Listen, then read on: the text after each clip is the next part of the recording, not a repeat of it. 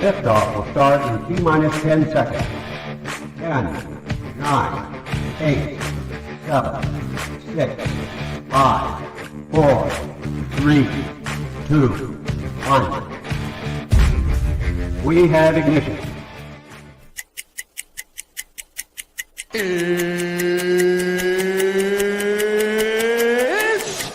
time! 17 seconds from Game 7 or from championship number 6. Jordan open. Chicago with the lead. I've got a piece of it. It comes off.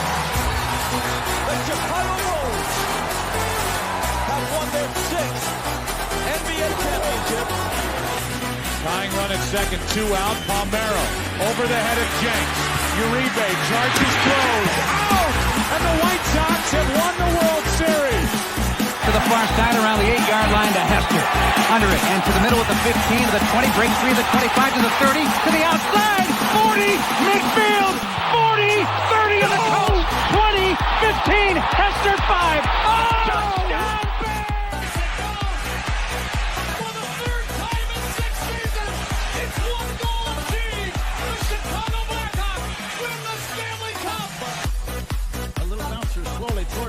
He will glove it for Rizzo. It's in time. And the Chicago Cubs win the World Series.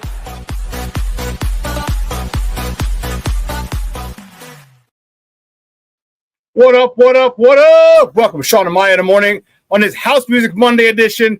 I'm your boy, the SuperBack, Shawn Sierra. Thanks for tuning in. If you're watching us on Facebook Live, well, then I guess you found us on Facebook. And if you're not following us on Facebook, what? Come on, go to Facebook, type in Sports Zone Chicago. All right. Click the like button. Now you're following Sports Zone Chicago. Simple. But wait, there's more. Go to the show's page. Go to Shawn and Maya in the morning, like that page as well. So not only will you be following Sports Zone Chicago, following Shawn and Maya in the morning as well.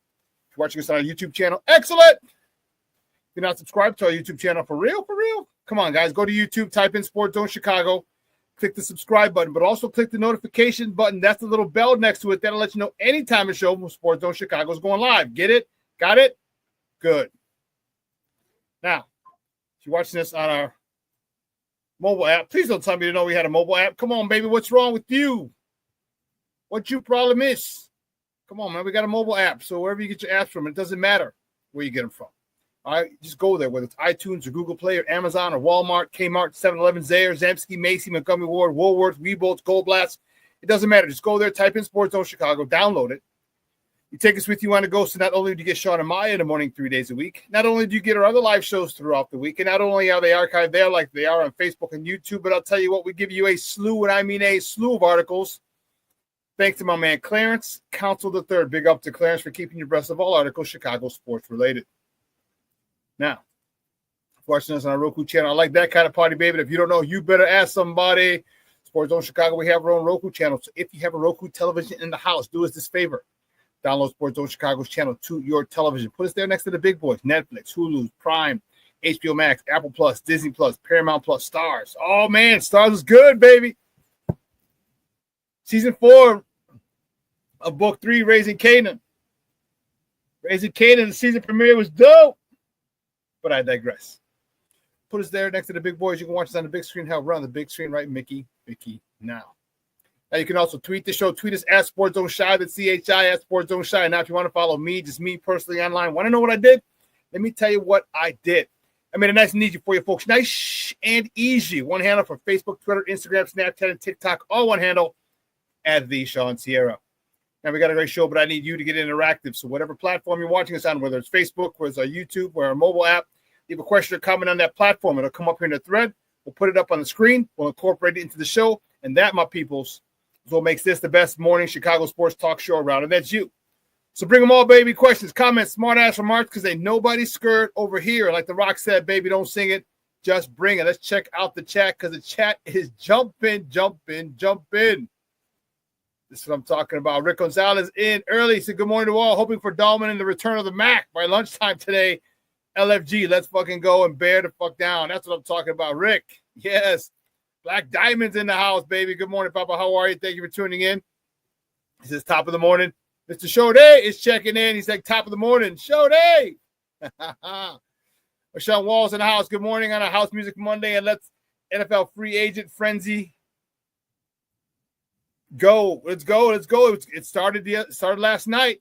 Levette Lee's in the house. Good morning, Ma. Happy House Music Monday, y'all. She says, appreciate you.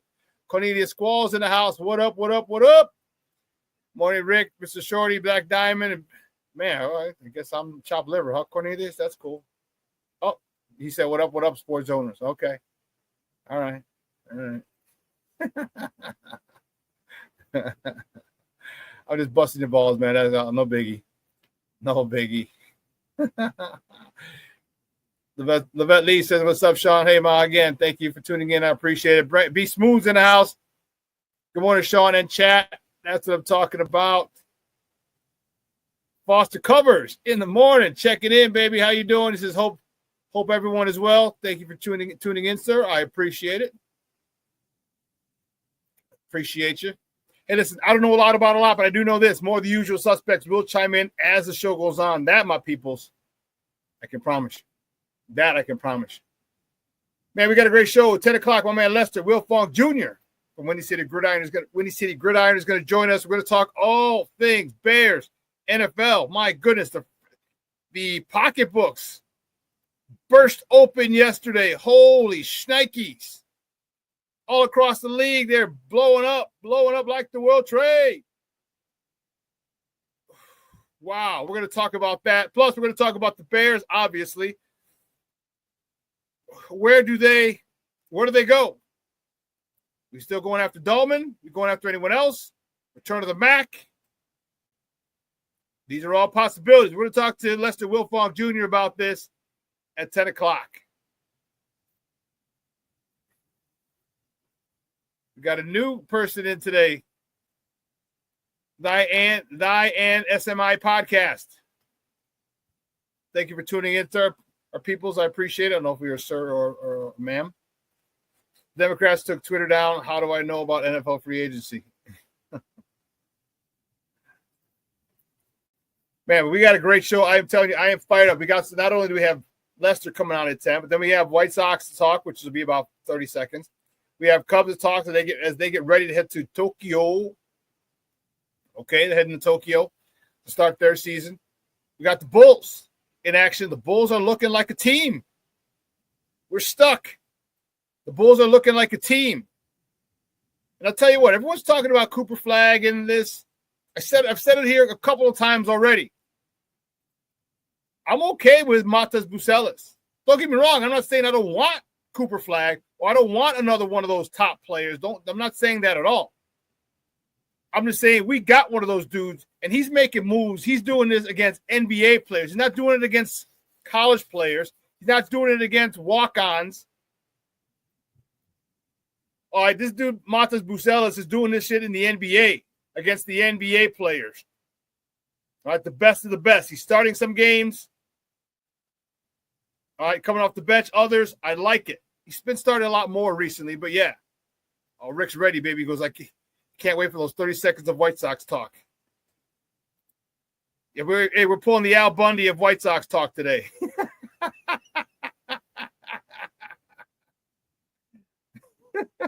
Goes, oh, Peg, they're going to give you a quickie. She's like, no, I want the full 30 seconds.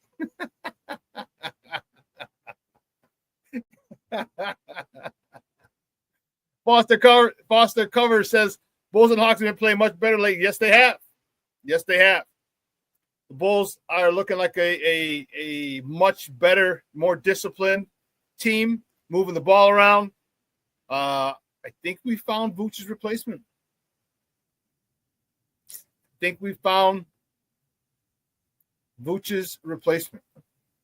And that's crazy. All right.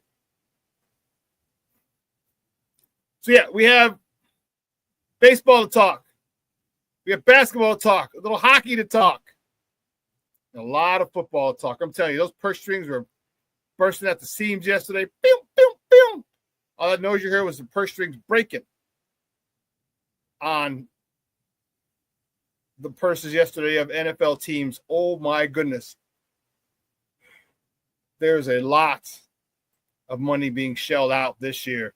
And now the Bears need 2 more. Give me 2 more. Give me 2 more free agents, and I will be satisfied.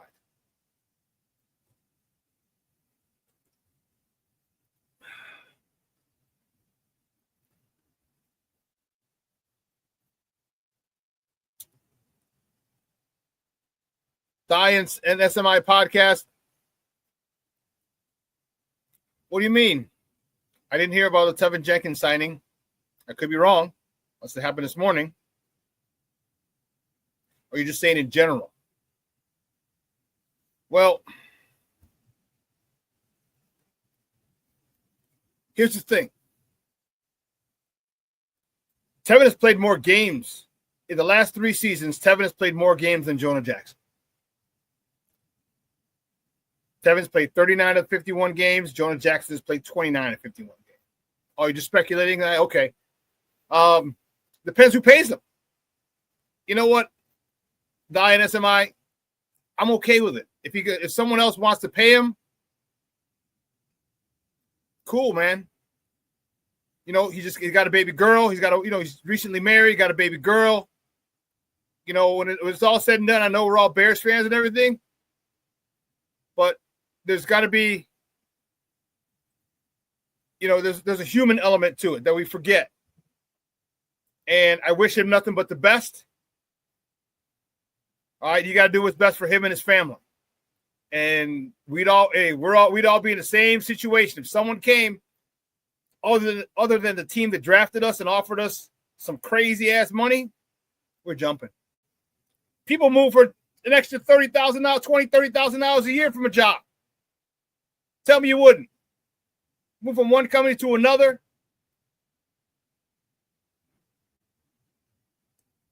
You move from one company to another for an extra 30 grand, you're jumping in a heartbeat, right? What if somebody doubles it?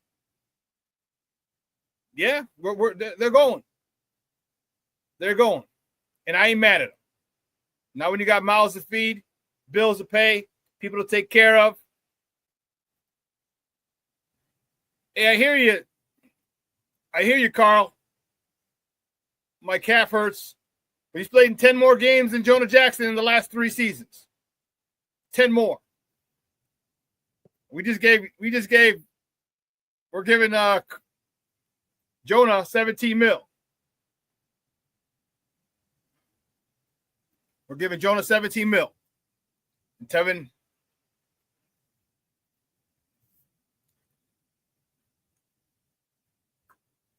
And you ask the question can also be asked, how many did Jonah Jackson finish?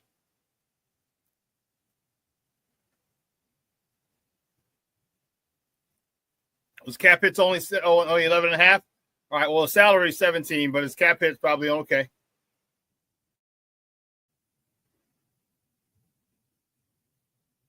Okay. Jenkins will get 22 mil from the Lions. Hey, that's not a bad organization to go to. Can't believe I'm saying that. Damn. Black Diamond said the job out of state offered me $100,000 a year. I'm teleporting there. I hear you, man. I hear you. I hear you. It's all about the almighty dollar. But I think if Tevin can stay healthy, and the one thing I don't know about Tevin is his offseason regimen. How much flexibility, how much stretching does he do? How much, one of the things that's really, really popular among a lot of athletes, and it should be a lot more popular among linemen because of the way that they get bent up a lot in piles or bent back over piles of shit because defensive linemen are assholes. I wonder how much yoga and Pilates they do. Because I would incorporate that when I was coaching. I was in charge of the strength and conditioning program. And one of the things that I had all my players do was stretch. The stretching that we did was intense. The stretching that we did was really, really good. And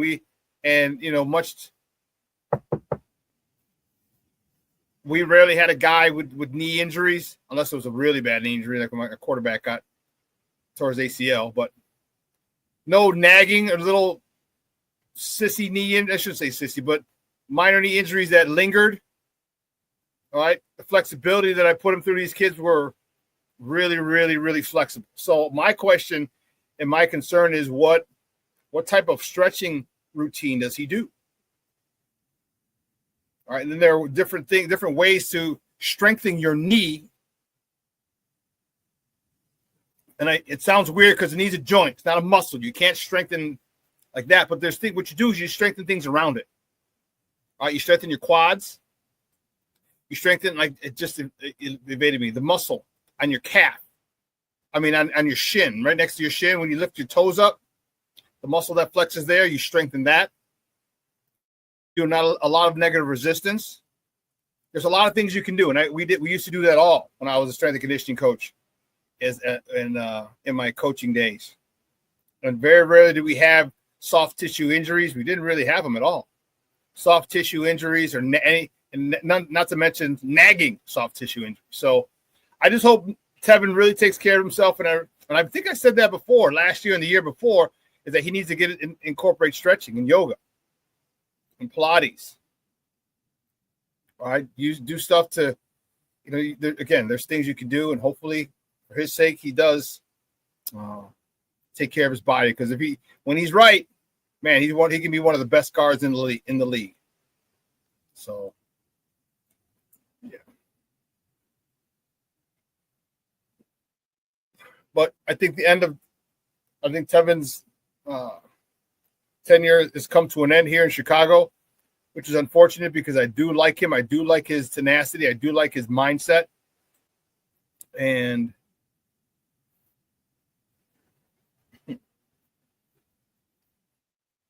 I love it.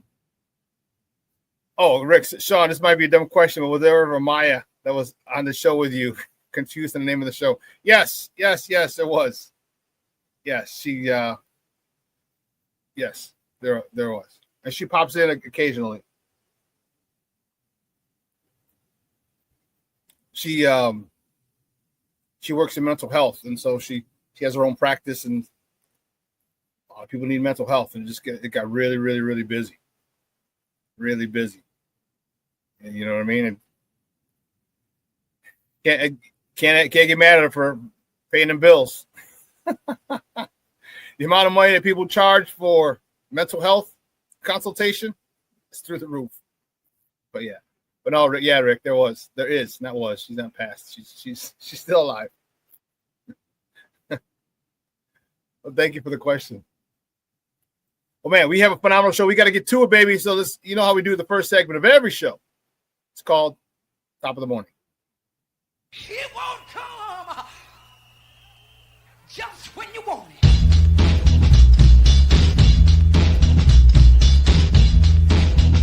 Top of the morning to you.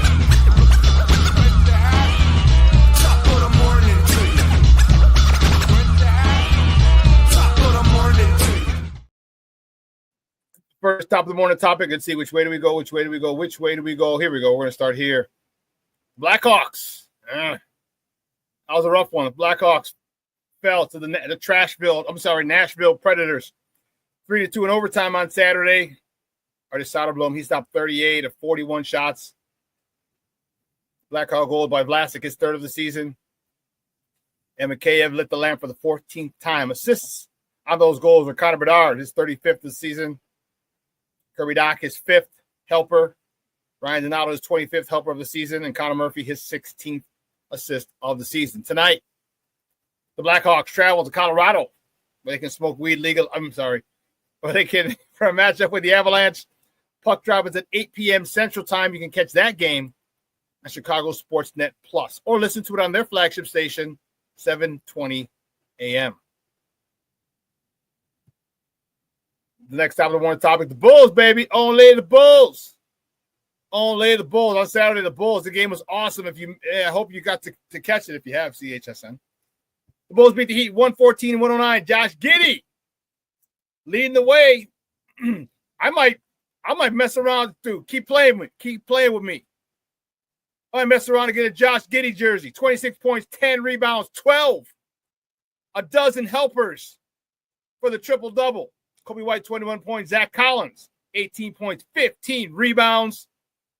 Trey Jones, 15 points. And the rookie, Matas Buzelis, 13 points in the winning affair down on South Beach, down to 305. Stay with the Bulls tonight. The next top of the morning topic tonight, the Bulls host the Pacers at the United Center over on the West Side. Tip-off is at 7 p.m. Central. You can catch that game on Chicago Sportsnet or listen to it on their flagship station, 670 a.m. You know what? Yeah. I'm telling you, I'm going to give me a Josh Giddey jersey. Stop playing. Give me a Josh Giddey jersey. This is the dude who I hated. I hated him. I'm like, this guy's a bum. He's a buster. He's soft. He looks like Sunshine from Remember the Titans, just with brown hair instead of blonde. I didn't like his shot. I didn't like anything about this guy. And he was like, I don't give a damn. Watch. He kept flirting. He'd have 15 and 9, 15 and 8 assists. Then all of a sudden, he's starting to have like 18 and 10 and 7 assists. And now he's flirting literally every game now. He's flirting with a double-double. He's got comfortable. He knows his teammates. His teammates know him. He's playing for a contract as well. And I'll tell you what, this guy's game, how can you not like this guy? How can you not like this guy? He does all the dirty work. All right, he fills up the stat sheet. He's getting better defensively. And people, when people are going to say, he's a liability defensively. Look.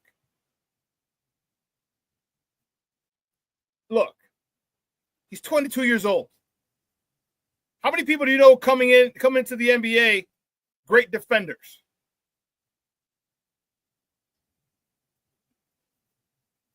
If they do come in as great defenders, how many years of college did they have? Jimmy Butler came into the league as a defensive stopper. Do you recall? Why? He went 4 years at Marquette. All right, nobody plays defense.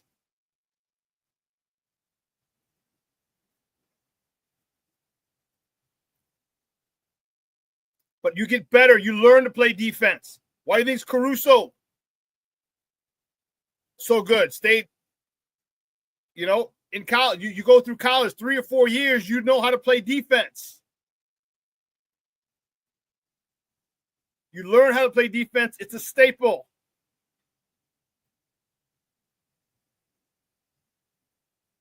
Excuse me.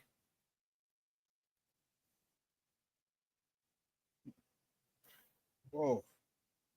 Yeah, Caruso. I didn't realize he went to Texas A&M. I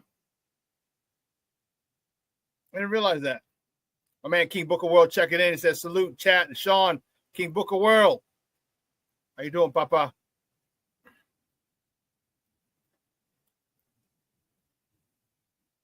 But you don't come into the NBA being a great defender. It just doesn't happen.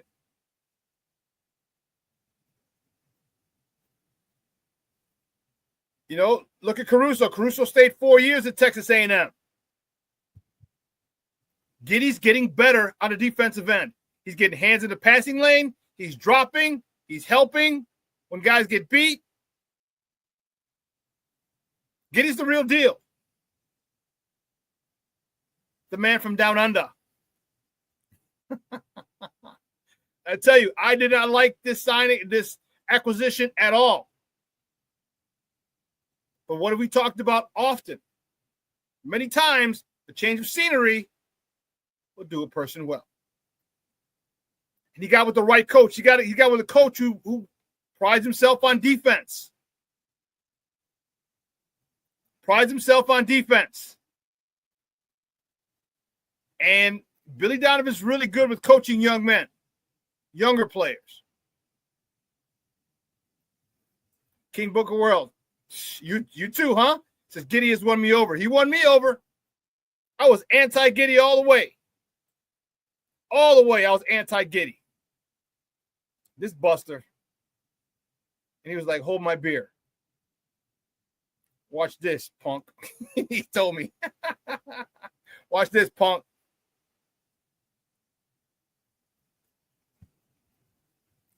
How can you not like somebody who fills up a stat sheet like that?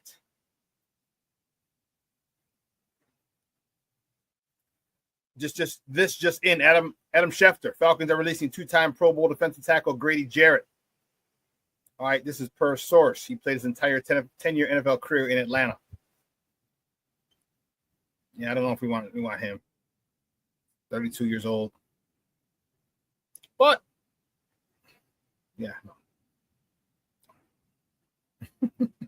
But no. Let's keep it moving. This next topic, the one topic yesterday. Cubs fall to the Los Gigantes. The San Francisco Giants 8-6. Jameson Taillon, he got a no decision. He went 4 innings, 5 hits, 2 earned runs, 1 free pass, 4 punch outs. Birdie was 1 for 2 with a double, his first of the spring, driving in his first and second RBIs of the springtime. Kyle Tucker was 1 for 2, going yard, baby. For the first time, his first home run of the spring. Finally got off the schneid. He was happy. He drove in his first 2 ribbies of the spring. Michael Busch, 2 for 3 with an RBI. His 10th. Ian Happ was 1 for 1 with a double. His 4th of the spring. Next topic, the Cubs take on the Guardians in Goodyear, Arizona today. First pitch is at 3:05 Central. Can't watch it on TV, but you can listen to it on their flagship station, 670 a.m. So here's what we're going to do. We're going to take a quick break. On the other side of the break, we will finish. Okay, I can see that. Carl, I can see that. Jarrett to Chicago for $2 million.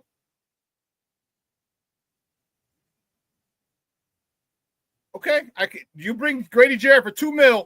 That Joker's a dog. That's a dog.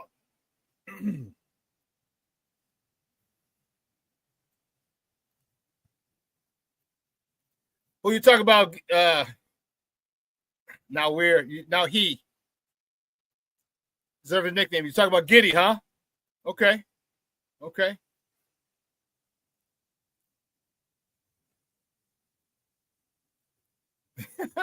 Little retire money would be fine. He's washed as a starter. Yeah, you put him in. You give him like every other series, every couple of series.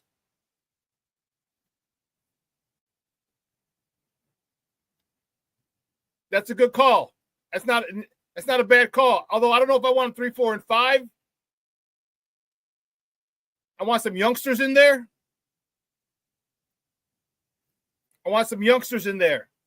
I would take one. I mean, Andrew Billings is a dog.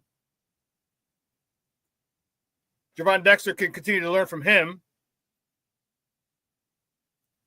And Grady Jarrett, I like that. But then you got him. You got, did they release Zach Pickens? They didn't tender him an offer, I want to say. You go get some younger guys and be around these veterans, these former Pro Bowlers, to help develop their game. That's what I'd like. That's what I would like. Turn them into dogs. I see you, Carl. Said former Pro Bowlers at 25% of the snap percentages would elevate us. They would come in handy because they're fresh, and you're not relying on them. I'm not relying on you for X amount of sacks and pressures. I'm relying on you to give the starters a breather. Oh, by the way, you're in there. You are getting some pressures and sacks. Excellent. Listen, let's take a quick break. On the other side of the break, we'll finish up with top of the morning topics. All right, so don't go anywhere, folks. Keep it locked right here. Shawn and Maya in the morning on Sports Zone Chicago.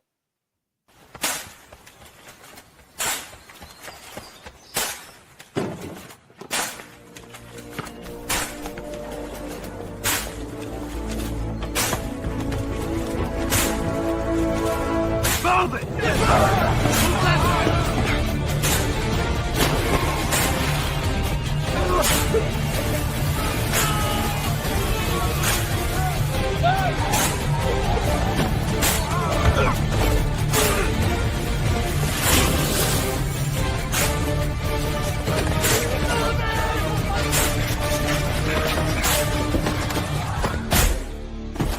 Many will hear the calling.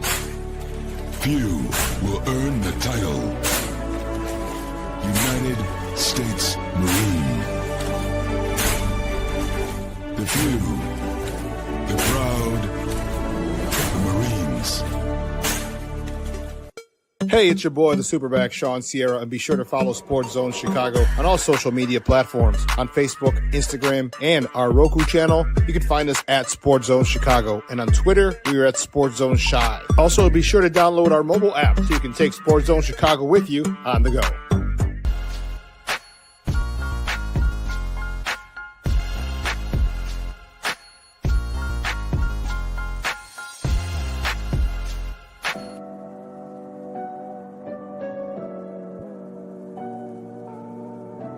How do you take care of your mind health? For my mental health, I meditate in the mornings. I have my dogs. They're the best. I just find ways that help me just relax. Finding things that make me happy, like being close to my family. I meditate a lot and read books. I have hobbies outside of the game. I'm able to switch off. I'm able to turn my brain off from the game of basketball. Your mind health matters. Your mind health matters. We are looking for a few heroes, mentors, trailblazers, innovators, a passion to change lives, spark curiosity, open hearts, and awaken minds, help students answer the question, who am I? This could be your calling, but this is no job. It's the journey of a lifetime. Be a hero. Be a teacher. Mental health and learning disorders don't discriminate. 17 million children and adolescents in the United States live with disorders like anxiety, depression, ADHD, and dyslexia. Less than half get the help they need to thrive. Help the Child Mind Institute change these children's lives.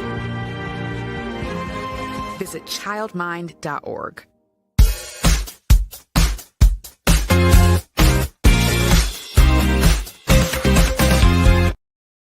Ball tapped to Collins. Here's Buzelis with numbers for the Bulls. To Herter on the drive. Nice move. Him. Down 17. Good cut by Buzelis, and Horton found him. That's what you want to see Julian Phillips do. Buzelis dives in and dunks it home. He called for the screen at him, and then he faked going over. Josh has 6 assists, 6 rebounds, and a steal. Lobs it for Buzelis. Go get his boozy first. Go upstairs. Collins, cross court, Giddy, a deep three. Good aim, mate. Good aim, mates.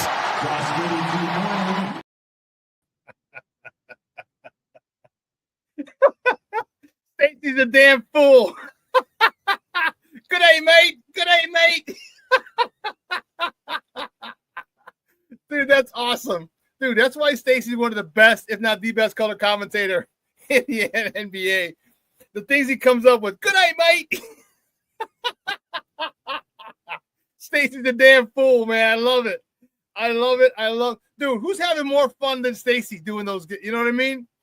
Besides me, of course. I love doing this and talking to you guys. But real talk, like Stacey is, wow.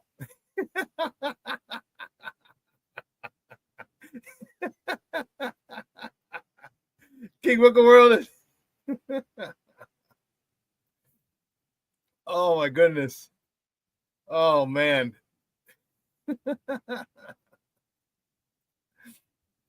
Oh goodness gracious. I love Stacey too, man. That dude is he's something else. He's something else. Let's get back to it, baby. Let's get back to where we're our top of the morning topics. Here we go. The good guys. Next top of the morning topic, the good guys, baby. You used to this a lot again. My White Sox. They fall 1-0. 1-0. Couldn't even get a run across. The Cleveland Guardians. Mason Adams got the start. He got the loss. He was 0-1. 3 innings, 4 hits. He gave up the only run of the game. No walks, 1 strikeout. Andrew Vaughn, 1 for 3. Amaya, he was 1 for 1 with a double. His first of the season. Today, the White Sox take on so what are they, the Vegas? Are they the Vegas Athletics now? Or the Sacramento Athletics? Because when they play in Sacramento, they're going to be wearing a patch that says Las Vegas Athletics. We'll take it on the Athletics, the A's in Mesa, over at Ho-Ho-Cam Park, the Cubs' old spring training facility. Their first pitch is at 3:05 p.m. Central. You can't watch that game, but you can listen to it on their flagship station, ESPN 1000. ESPN 1000, that's 1000 a.m.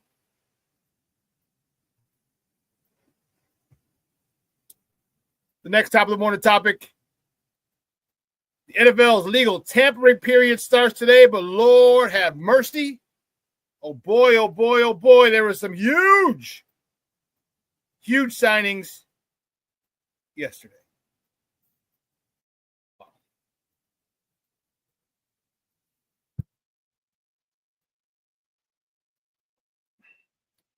He was one of them, baby. Myles Garrett. Myles Garrett asked to be traded. He asked to be traded.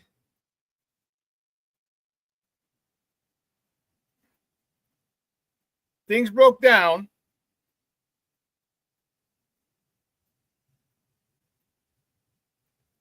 And finally, they said, here, you want to get traded? How about some money?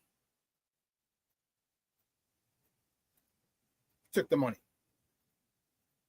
I ain't mad at him. What did we talk about earlier? I am not mad at you, dog. Like the money is seeing a rise across the board, right?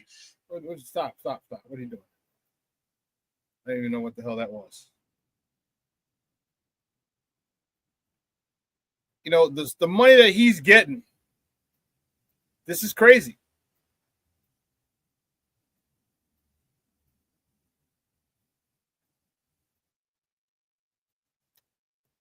It's 122. It's a 4-year, $204.8 million deal. It's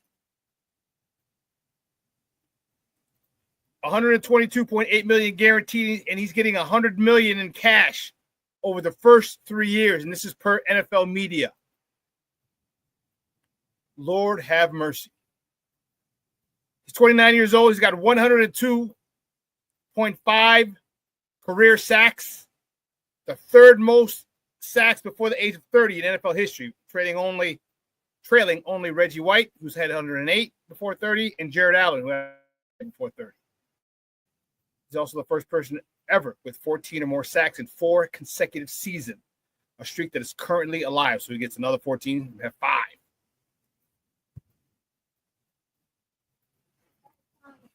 All right. There's the warden. She's on her way to CrossFit. Rich, who the hell are you telling? He said 123 guaranteed. It'll change anybody's mind. Who are you telling? Oh, I love me some Cleveland.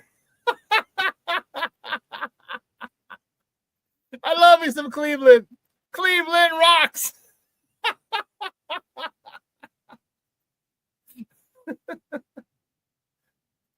Hey, him and everybody else, Mr. Shorty, like he goes from wanting to trade to, oh, sure, I'll take that money. Shit, you got 123 million guaranteed in your face? Come on, man.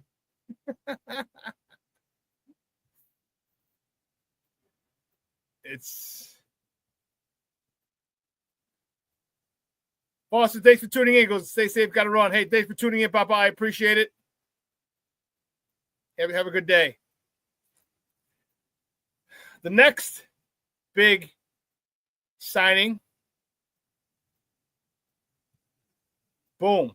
Are you freaking kidding me? Are you freaking kidding me? Josh Allen becomes the highest paid player.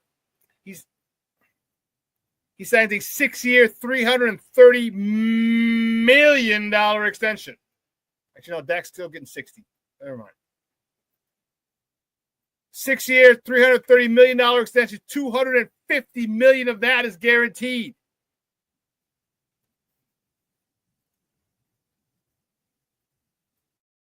I pause for dramatic effect. $250 million is guaranteed. Let me take this picture down for a second. Do you realize that Josh Allen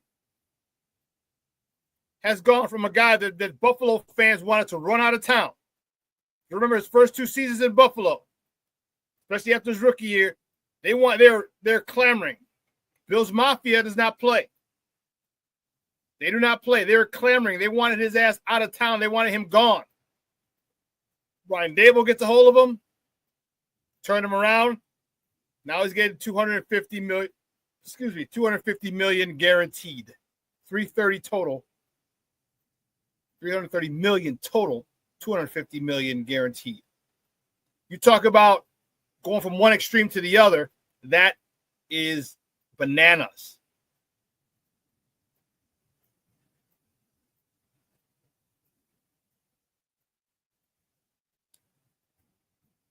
Allen at 55 million AAV is cheap. I don't know about that one. Dak's getting 60. Well, if you're comparing it to that, okay.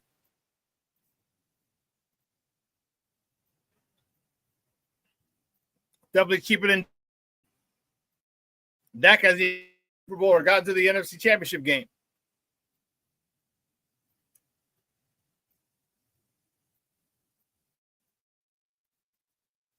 King Booker World, 122 mil. I'm sacking quarterbacks.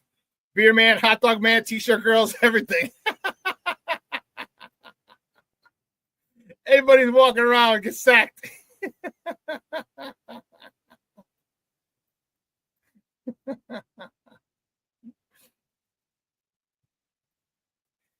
You know, here, Rick, here's what I was saying. Rick says he had 4 years still left on his deal. Don't get what the Bills are doing. Here's what they're doing. I said this before. A lot of times you pay that money, you give a quarterback that big money, and you can always restructure. It's easy because now you have him paid, your quarterback paid, and I know it's going to mess with the cap, but the cap keeps going up every year.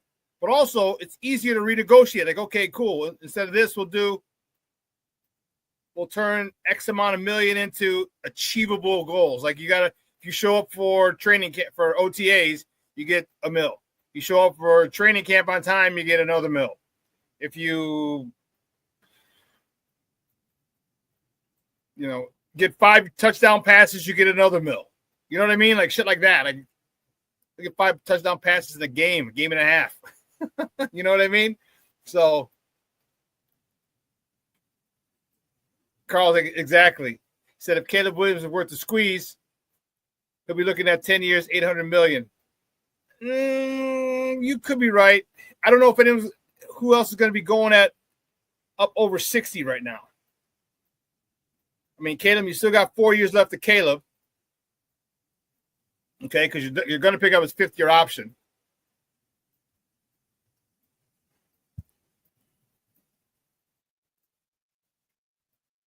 But Caleb's going to be up there. Caleb, let me tell you this. If the Bears get to NFC Championship game in any of these next 2 years, which they very well could, yeah, he'll be asking 75, 80 mil. Might even be close to 100, depending on how well he plays. So let's say he throws for 4,500 yards, 35, 40 touchdowns. Yeah, he's going to be asking for a hell of a lot of money. It might be more than 80 mil. It might be more than 80 mil, Carl. Real Bear fan, good morning, Papa. Thank you for tuning in. Says, don't want to bear yet. No, we haven't seen it. Twitter just went back up, so we gotta keep refreshing it to see what's going on. Real Bear fan also says, Mac, 12 million or less, do it. Any more? No thanks. Okay. Aunt Mosh checking in. What's up, Papa? How are you? Thank you. He says, bear down, Shawn. Bear down, baby.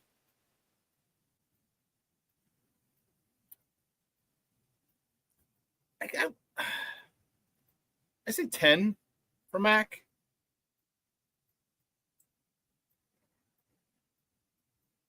If I had to squeeze out 12, I would, but man. Because look, you're 34 years old. The production you had from – here's the problem. The production that you had, and here's why I say that. All right. Oftentimes,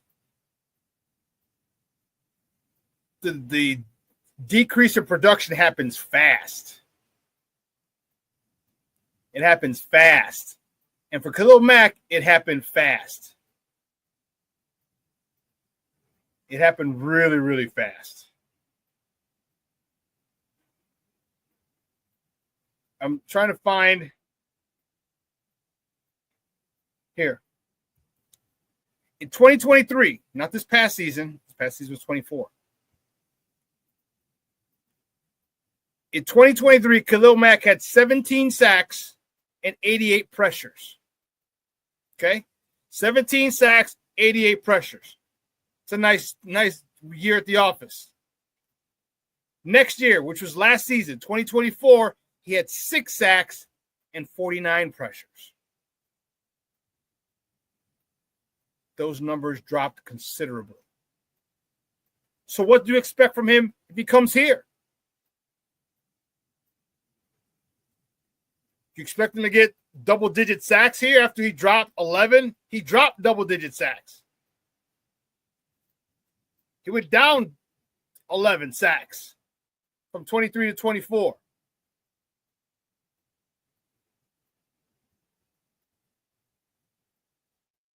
Oh, here we go. He's off the market. Just ahead of free agency, former NFL Defensive Player of the Year Khalil Mack reached an agreement today on a 1-year, fully guaranteed $18 million deal with the Los Angeles Chargers, per sources. Chargers get back their pass rush standout. So he's off the table. We ain't got to talk about him no more. He gone. You go now. He gone. So Khalil Mack is off the table. Good. We don't have to talk about Khalil Mack anymore. Good. 1 year, 18 mil. Perfect.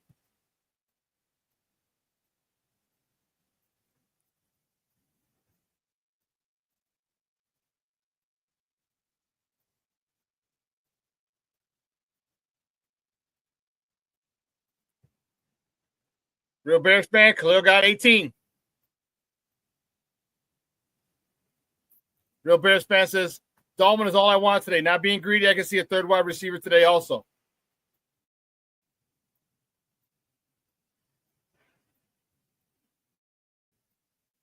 Okay. Yeah, Carl, 18. Yep. Yep, Real Bears, you shortchanged him. He said 17 a year, he got 18. Yes, that Mac back to LA. Yes, sirree. I agree. 18 mil is too much.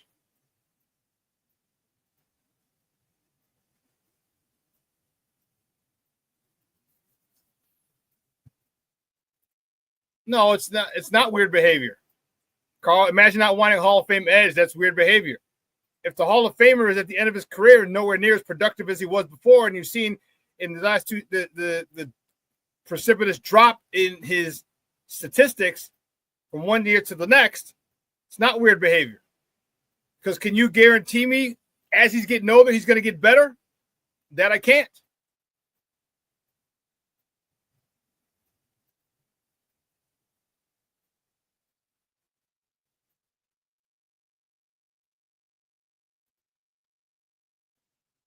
Here's the one that's, here's a crazy one. Man, the next top of the morning topic, Charlie. DJ Metcalf gets traded to the Pittsburgh Steelers for a 2025 second-round pick. And Metcalf agrees to a 5-year, $150 million extension. Dude, that's $30 million a year for a freaking receiver.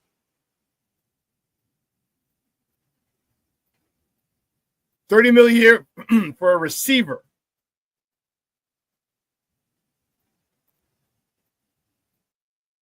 I don't know.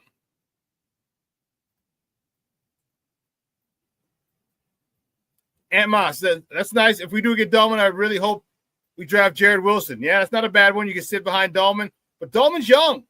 Like, here's the only thing. Like, I don't think we need, I think Coleman Shelton should be Coleman Shelton could be the backup.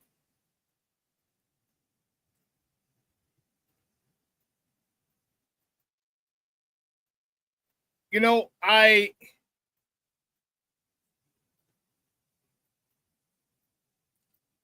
he's 26 years old. He's got 5 good years left in him. Toward the end of his contract with us, I'd say after we give him, depends on when we give him. 5-year deal, 4-year deal.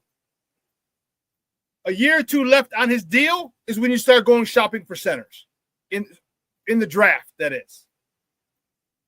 You go looking for good centers in the draft in the 2nd or 3rd round. Let him sit behind him for a year or so, and then transfer of power takes place. You got to want Jared Wilson now because he's going to sit and rock.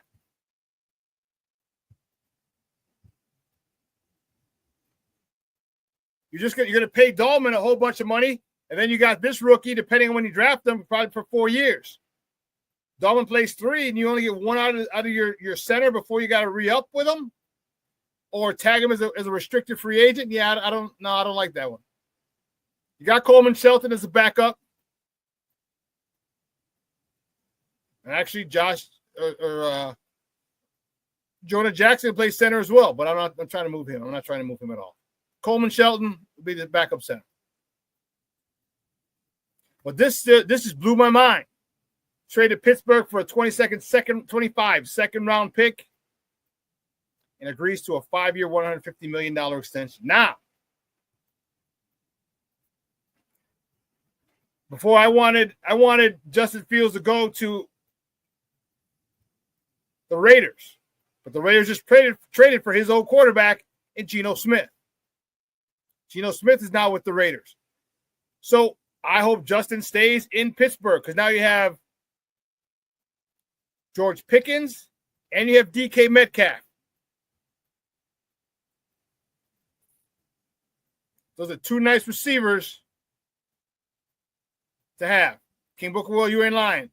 There are head cases. They are head cases.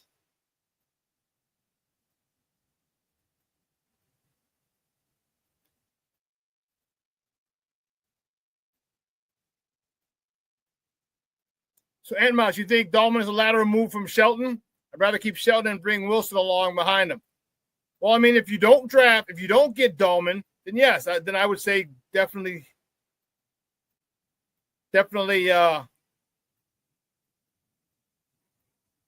look at bringing in Wilson. If you don't get Dalton,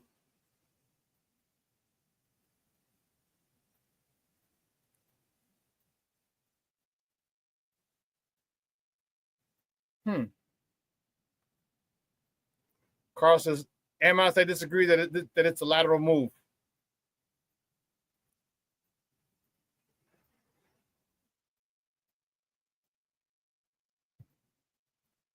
I agree that Dahlman has had some issues pass blocking.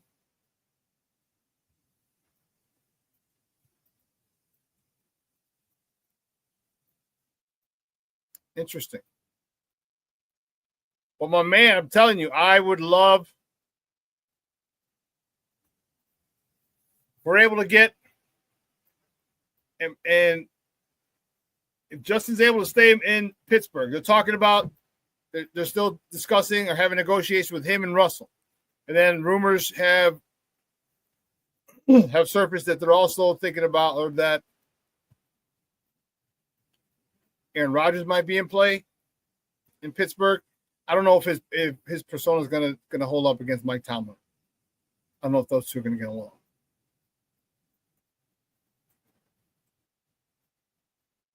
I don't know.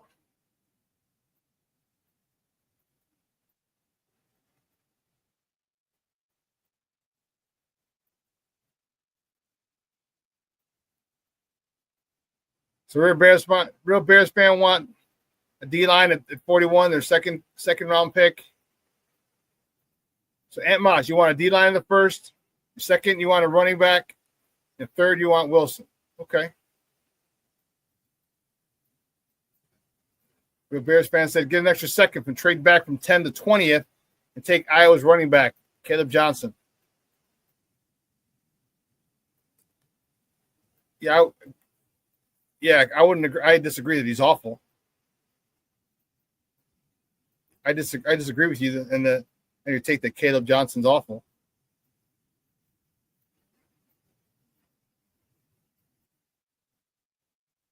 So you think the same way? How Black Diamond? You think Caleb Johnson's awful? I wouldn't say he's the best running back in there. There's a couple other ones. There are a couple I think are better. I don't think he's awful. I mean, the two Ohio State running backs are good. Marion Hampton is good.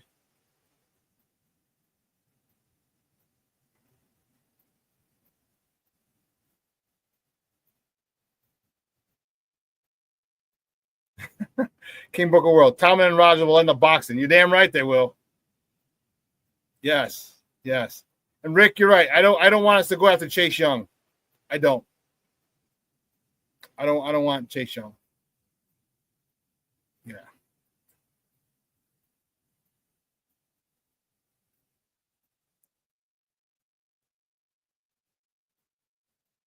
So there's a lot of prospects, a lot of good, a lot of ideas. If we get Dahlman and we redo our offensive line, are you okay with taking Ashton Genty?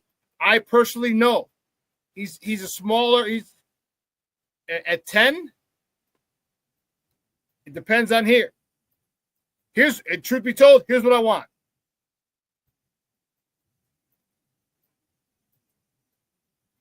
Here's what I want. I want the Bears to trade with Cincinnati, get their 3-tech or their edge and Hendrickson. All right, they're only asking a third. You give them a high third-round pick, I will take that. And, yes, you're going to have to work out a deal with them. Okay, good. Work out a deal with them. But you give me Hendrickson on one side, Montez Sweat on the other side, I'm good.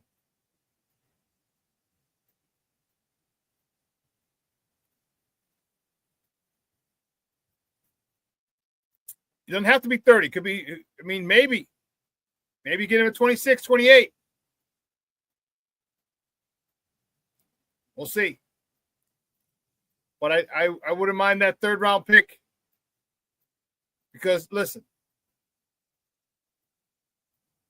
that's why you don't give him 30 because he's 30 years old. Now, the thing about that is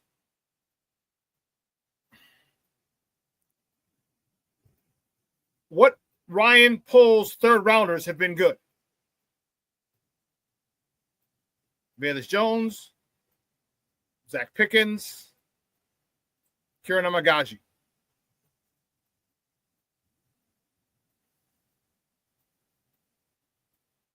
Kieran, we don't know yet because they screwed him over. Zach Pickens hasn't developed as well as we would have liked. Velus Jones not even with the team anymore.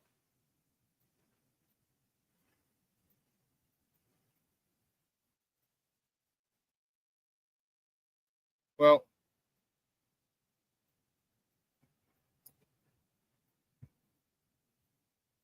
I don't know if it's going to cost a late first. All the reports are coming out that they wanted a late second or early third. You give them a third, cool. But anyway, we got to take a quick break. On the other side of the break, we're going to welcome our man Lester Wiltfong Jr. I'm excited to talk to him. We have a lot to talk, a lot of money has been shelled out the last day. Don't forget, Aaron Jones re-signed in Minnesota. Let's not forget that fact yesterday as well. So listen, keep it locked right here. My man Lester Wiltfong Jr. up next. Don't go anywhere. Keep it locked right here. Shawn and Maya in the morning on Sports Zone Chicago. Hey, it's your boy, the SuperBack, Shawn Sierra, and be sure to follow Sports Zone Chicago on all social media platforms, on Facebook, Instagram, and our Roku channel. You can find us at Sports Zone Chicago, and on Twitter, we are at Sports Zone Shy. Also, be sure to download our mobile app so you can take Sports Zone Chicago with you on the go. Time out. How are you feeling right now? Happy? Excited? Angry? Overwhelmed? One of the best things you can do for your mind health is to name what you're feeling. It can sharpen your awareness and help you talk about your feelings with someone you trust. Here are 3 questions to ask yourself. Where are your thoughts right now? In the past, the present, the future? Do you notice any sensations in your body? Is your heart beating fast? Is there a flutter in your stomach? Or are you fully relaxed? What do you need right now? Time with others? Time to yourself? Remember, there's power in this awareness. So find ways to identify what you're feeling today.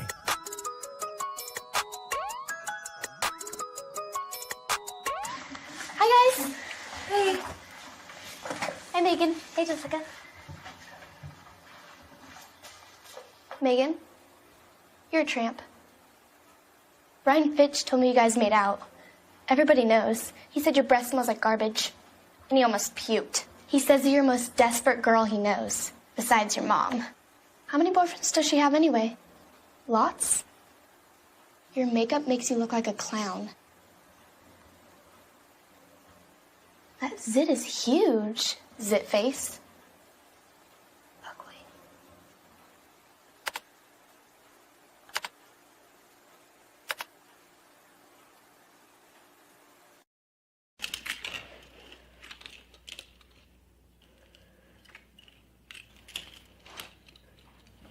Hey, bud, what you doing? I'm playing with cars.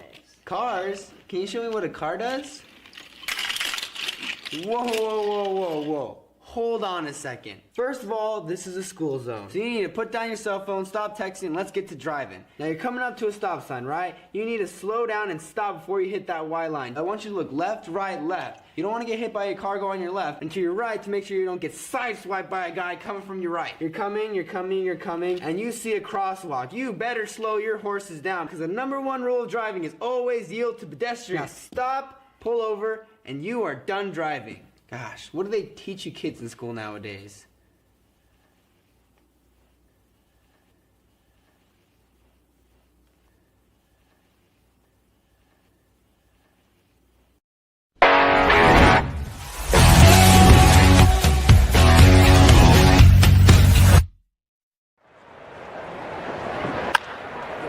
Bush grounds it towards the middle. It's underneath the glove of Voss. Here comes Happ. Throw home. It's a 1-0 game, and it gets by the catcher, Stassi. Bush to second, credited with the single, and the Cubs take the early lead of the first. Quentin Barron, he scores easily on that play. John Birdie into left center. That's a base hit.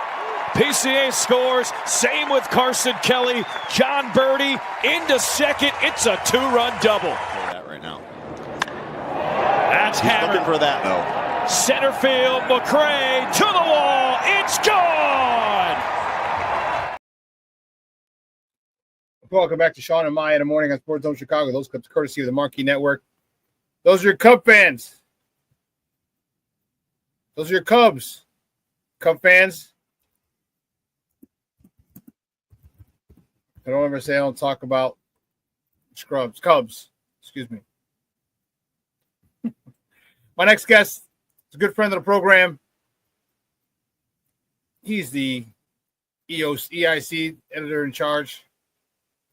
Big man over there, Windy City Gridiron. You can find him on Twitter at Wiltfong when it doesn't crash, at Wiltfong Jr. Guys, let's welcome back to Shawn and Maya, Lester Wiltfong Jr. Lester, what's up, Bubba? How are you? Doing good. I'm also on Blue Sky, same handle at Wiltfong Jr. So I'm all over the socials. Yeah. Just in Blue case. Sky, okay. You got to be ready for these days, man. I'm telling you, you got to every platform you got to be on, man. You got to be on all of them. Yep. So, dude, what was going on with all that money flying out of organizations yesterday? You see on the background, you got Myles Garrett $123.5 guaranteed. DJ Metcalf, he gets 105 for 150. Josh Allen, 330, 250 guaranteed.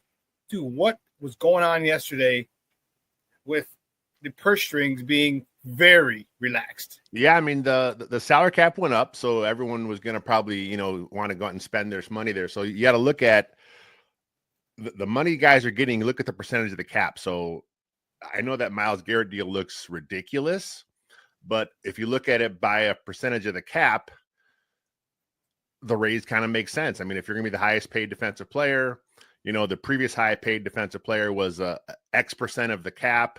That's kind of where Garrett is now. So it's just, as the cap goes up, these deals go up. Teams want to keep their players. I don't know if you caught that, but just moments ago, Khalil Mack re-signed with the Chargers, $18 million fully guaranteed. So, teams want to keep their guys. So, it's that kind of goes. Drafting and developing is really as important as it has ever been. Yeah, we were talking about that and about the Khalil Mack situation, and then Schefter came across on I got the notification, and I'm okay with that. His production dropped big time. 17 sacks, 88 pressures to 6 sacks, I want to say, and 49 pressures last season from 23 to 24. That's a big drop, and you're only getting older. So if they were comparable, okay, I could see something. But I'm glad that's a decision we don't have to make. The Chargers took it out of our hands, which is good. So your thoughts? So are we expecting to hear news on Drew Dalman today, and your thoughts on the Bears getting him as their possible starting center? Yeah, that's the big news, right? I mean, that's been the buzz for weeks now. Biggs was all over it. Courtney Cronin was all over it. The national guys got all over it. So,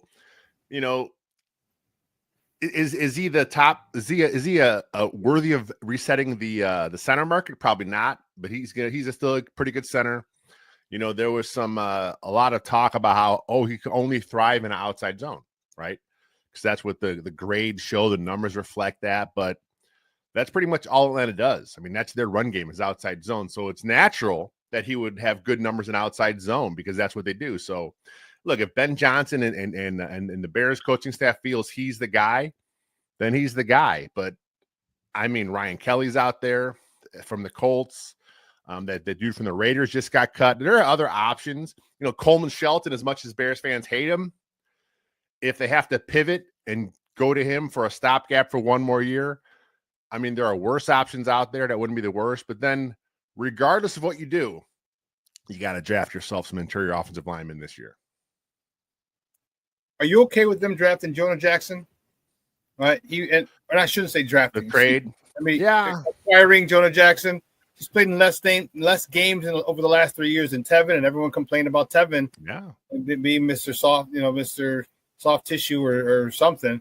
And now you trade for a guy who's going to be making 17, if I'm not mistaken, for a guy who played in 10 less games than Tevin did.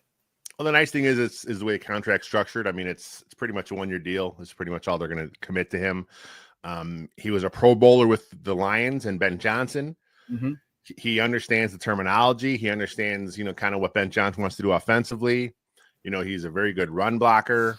He kind of brings the Bears what they need. And look, I would have been fine with Tevinjenkins being re-signed. But look, in this market, Tevinjenkins is going to get a ton of money. He's going to get a huge deal.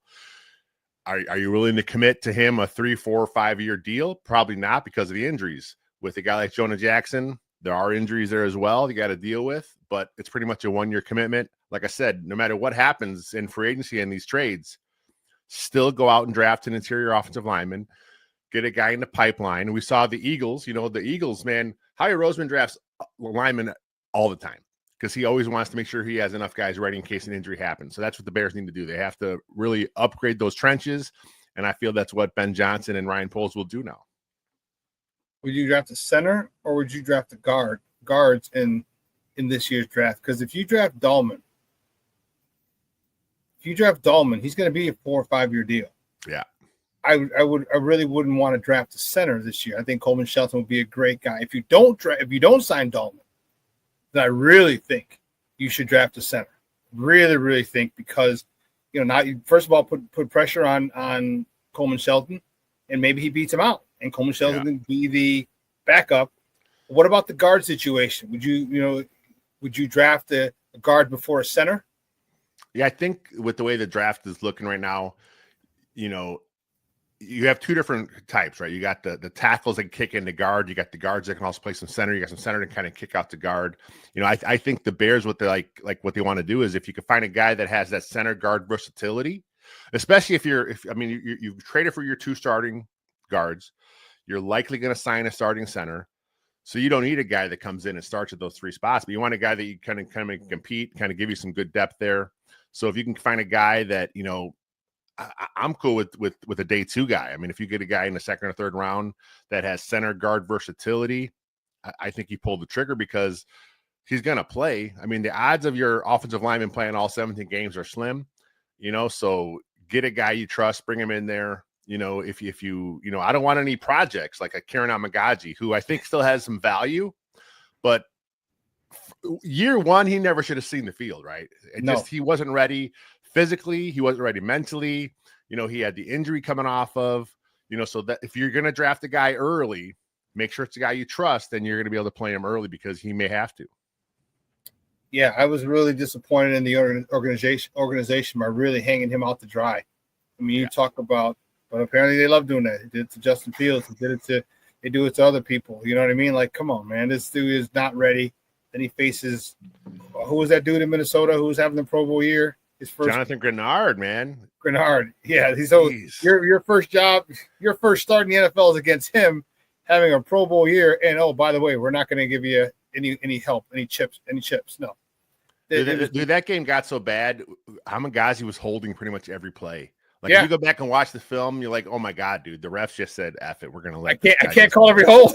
Every play. Just do it, kid. You're fine. The game was out of hand, and it was just, like I said, I do like him. I think the traits are there. Good athlete. Year one, though, just wasn't the time.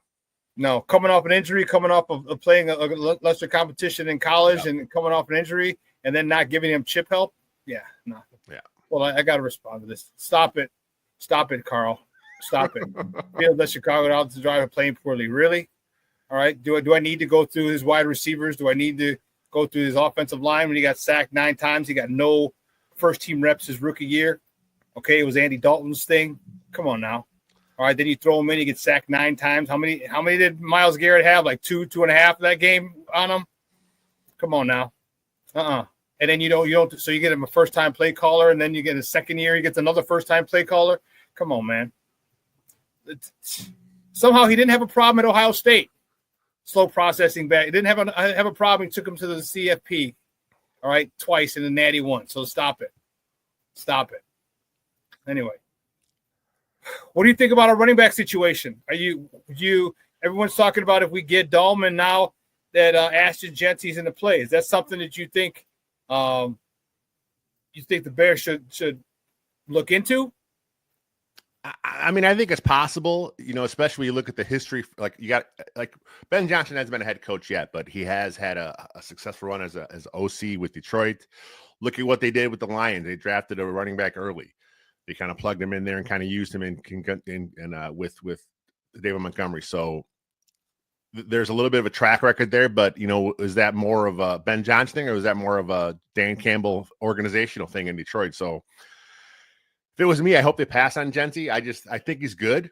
I think he'll be a very good professional, but I just don't think at 10 with where the Bears are right now, I don't think that's the good value. I think if Genty's there and someone wants to trade up and get him, like the Cowboys who do weird things like that, let him, let the Cowboys come up to 10 and get him, So I think at 10 there, you either trade back, you go with the best player available on your board, probably an offensive or defensive lineman. And the depth of this running back class is pretty solid, man. You can get a guy in the second or third round that may not have the career as Genty does, but in your scheme with Ben Johnson, who is good at using his guys, don't take the running back at 10. Take a running back second or third round and then plug him in. DeAndre Swift's fine for a year. He had a really good year with Ben Johnson. I know everyone wants to say Ben Johnson hates Swift, but he had a pretty productive year in Detroit there his last year with Ben Johnson.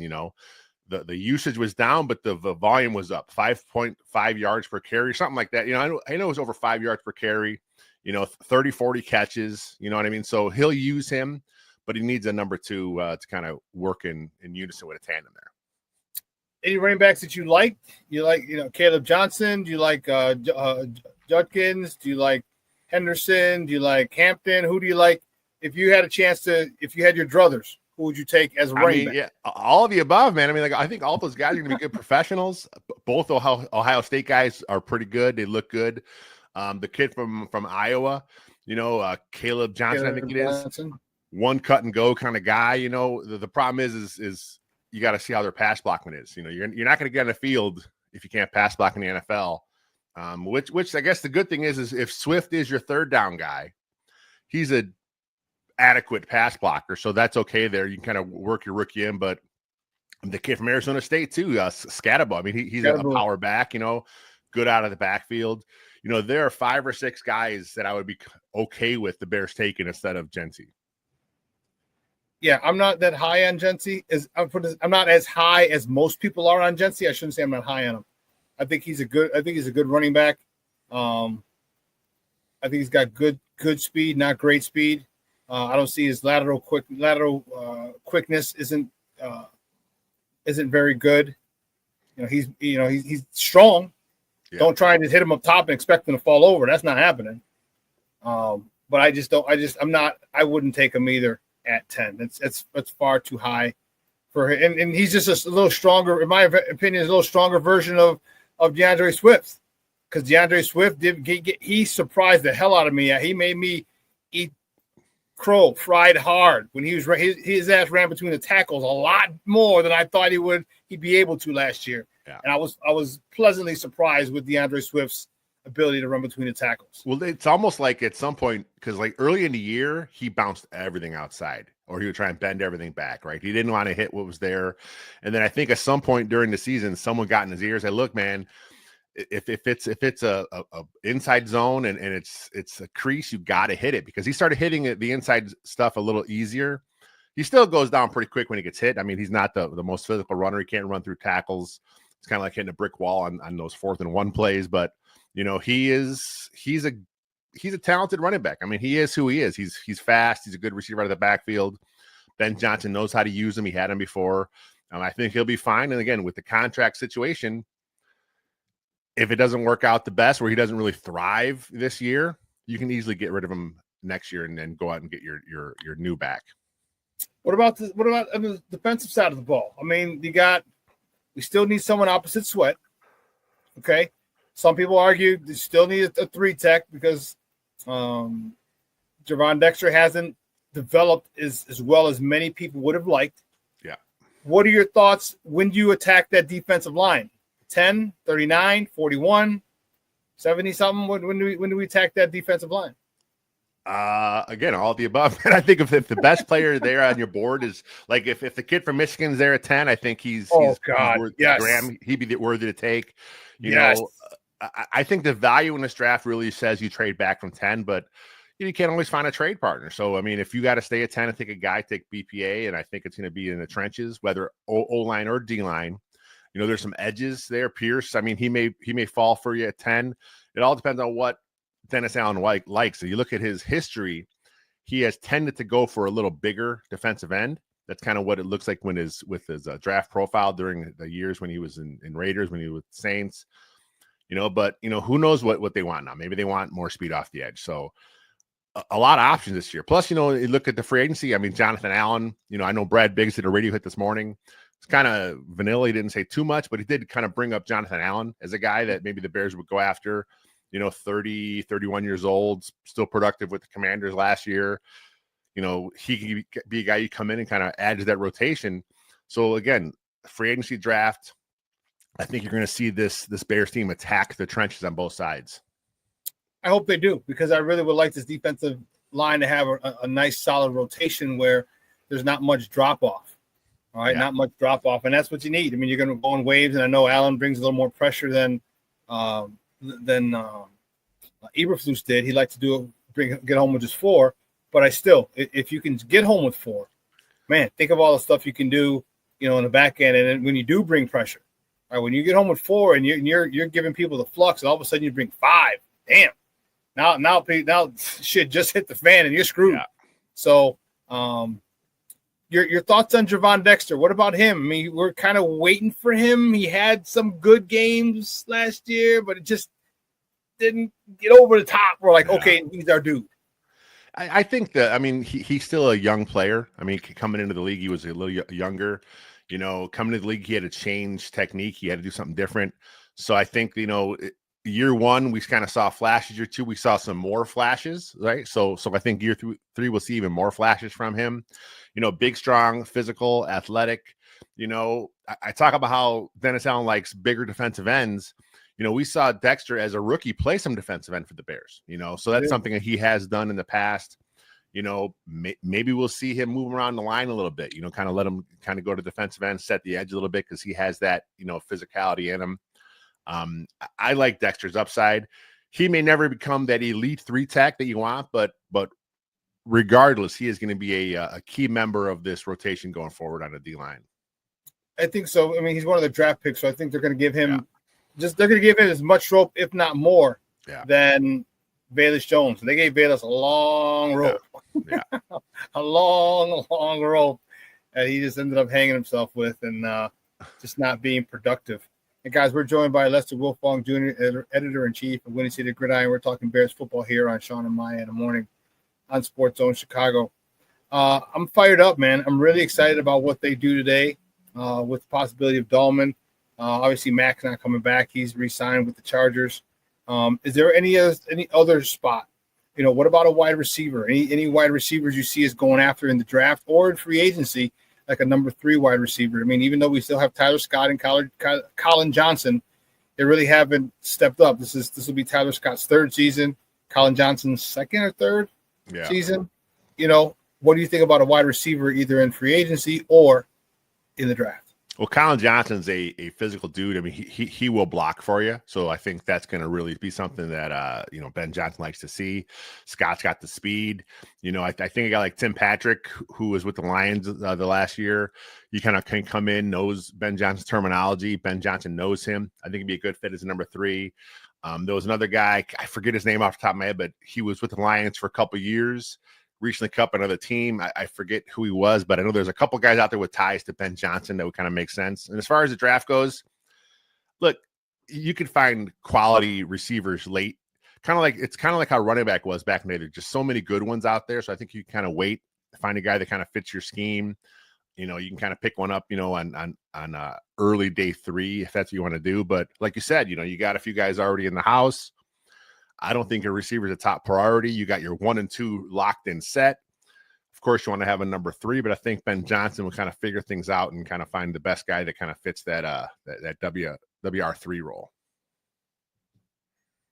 This offense is being tailor-made. All right, Ben Johnson is going with the specifically for Caleb, specifically for this guy. How well a season do you think Caleb has? All right. I don't think there's going to be any friction with like there was between him and Waldron. All right. It's going to be a situation where he's like, this is literally built for me. There's going to be a lot more. He knows who Ben Johnson is and what he can do. Obviously, he's playing him twice. What kind of season do you think Caleb has this year with Ben Johnson's offense custom tailored for Caleb? Well, last year he was 3,500 yards, 20 touchdowns. I know a lot of Bears fans want to see those records drop, right? Eric Kramer's records back in the day, 3,800 yards and 28 touchdowns. I mean, year 2, Ben Johnson, new offense built around the quarterback. I see no reason why Caleb can't become the franchise leader in a single season passing yards and passing touchdowns this year. Okay. I think it all and even that, it may be a little low. I mean, just 3,800 yards in 17-game season. Yeah, maybe we finally get the 4,000. Finally, the last team in the NFL after we basically started the forward pass. Right. That's insane. Yeah, I hope so. I'm thinking that as well. I think toward the end of the season, once he starts getting comfortable, he might have some big games. And truth be told, Lester, and I said this on the show on Friday, I'm more excited about 2026 than 2025. And I'm excited about 2025. Don't get me wrong. I'm excited about this season. I want to see it, but next year it's not going to be new.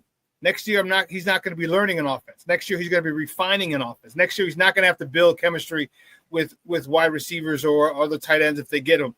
It's going to be there. And 2020 is going to be the year for the Bears to start to kind of live up to that. We're going to take the North and never give it back. Super excited for that. But this year, I think we have a shot. What do you think the ceiling is for the Bears as a team this year?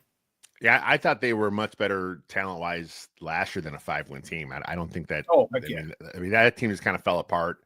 The whole Eberflus situation. I mean, you could just tell it was just, I mean, a lot of us knew he wasn't the guy. I mean, a lot of us wanted him gone the previous season. It just never happened.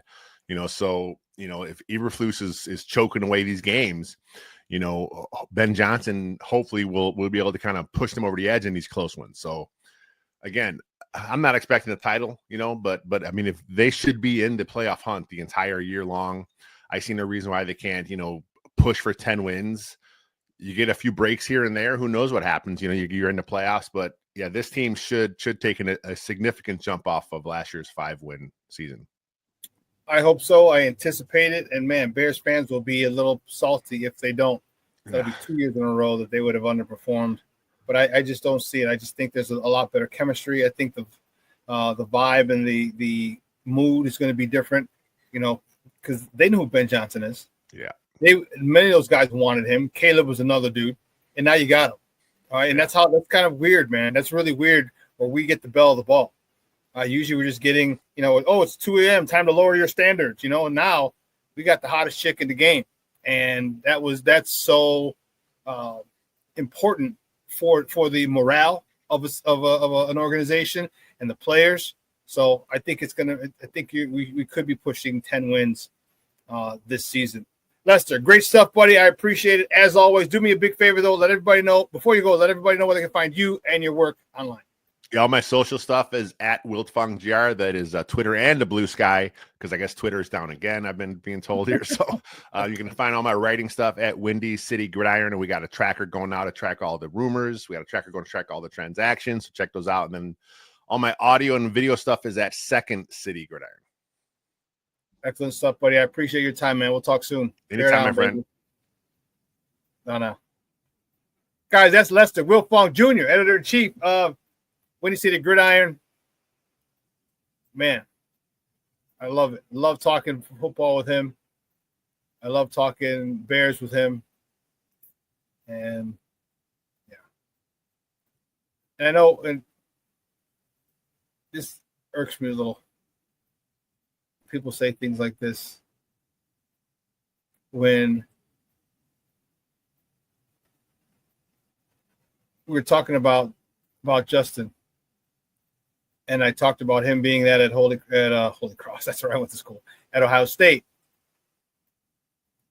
And Carl says, right, he was surrounded with elite talent. You could have looked at Ohio State. Isn't that what they're doing to Caleb? Isn't that what they're doing for Caleb? You got a good right tackle. You're getting two of the top guards. You're probably going to get another center. You got two phenomenal wide receivers. You had three. Keenan Allen last year. Isn't that the point, to get the best talent on your team? Okay, when he has good talent around him, guess what? He wins. All right. When you have quarterback coaches or coaches that don't develop you, I don't care who you are. Okay. What happens, and this is I've said this plenty of times before. The most important coaching you get from when you go up a level, from high school to college to pro. The most important coaching that you get is your first year. The most important. Now, whether it's you sitting on a sideline and watching, and that's probably the best. But if you're playing, you have to have good coaches to coach you up. Didn't happen. I told you got no reps in OTAs, no reps in minicamp, or first team reps in minicamp, in a preseason, in a regular season, till game 4, then gets thrown out there. Had no wide receivers.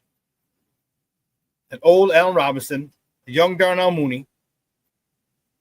I can go through the list of wide receivers, and most of them you don't even remember. So saying that the JF1 sucks is a stretch. That's extreme hyperbole. That's hyperbole. And you might not like him, and that's cool. That's cool. You know, you may not like him, and that's fine. But to say that he sucks is not. When Pittsburgh is looking at him, you know what I'm saying? I just wish he would have had a shot here. I wish that's why I wanted him to go to Vegas. I wanted him to go to Vegas. He's got Pete Carroll there, and he's got Chip Kelly as an offensive coordinator to kind of maximize that. But I don't think they realized what they had. But I digress. It's an exciting time. And the one thing that I ask you is to be present. All right, like I was talking to Lester, like I'm excited about 26, really excited. Dude, I'm going to be fired up next year because who knows what we're going to do this year. But I'm focused more on this year. Because we get to see it. We get to be present. We get to watch. We get to watch like the Hawks when they drafted Patrick Kane and Jonathan Taves. We watched them grow. We watched them grow into three times, should have been 4 times, Stanley Cup champions. We saw that. We saw Patrick Kane grow into a league MVP. We saw that.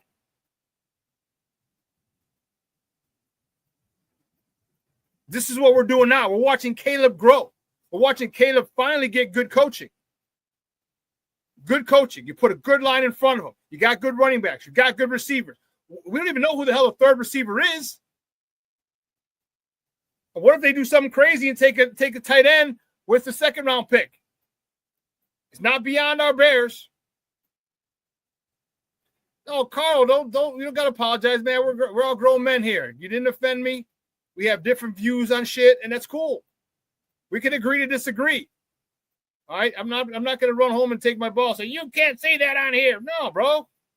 It's more you have your opinion. That's cool. You didn't offend my opinion or me. We just have different sides. We have different views. We take different sides of a topic. That's all. That's all. And I'm adamant about it. That's all. But we get to watch the development of it. We get to watch this happen. Okay? Now, let me not go down that route. But now, again, just be present. Watch when Caleb does good stuff.